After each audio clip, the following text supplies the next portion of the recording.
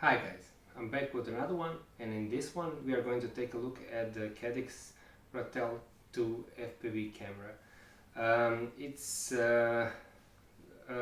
next camera in line from the original Ratel that I've been using from, well, since it came out. And yeah, this is only second version of that camera, and I have this one in black. It has switchable image ratio. It has a resolution of 1200 TV line. It's switchable between PAL and NTSC, and it can be powered from 4.5 to 36 volts, and it also has a really large sensor. It also has a 2.1 lens. So yeah, let's open the camera and itself and see what's inside. So when we first open the box, we are greeted with a little pamphlet about the Caddx and QR code for the camera itself. We have this little joystick for programming. We have the camera itself, this bracket for mounting, and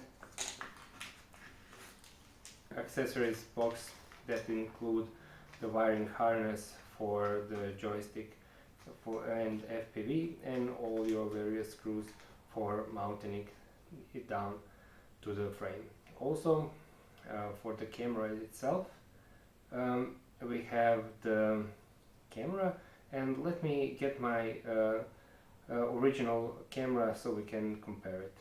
So for the two cameras, this one actually has a bit wider lens. This is 1.66 millimeters, and this one has the lens that is provided with your air unit, with a DJI air unit. Also, it's somewhat smaller in size. Let's align the mounting brackets to see. So it has a little smaller body itself, but the dimension or mounting pattern should be the same. So yeah, it's also more protected. The older one has this PCB exposed here and only covered in the back, but the newer one has all the electronics protected inside. So yeah, that's not, since it's camera, I cannot go over too much.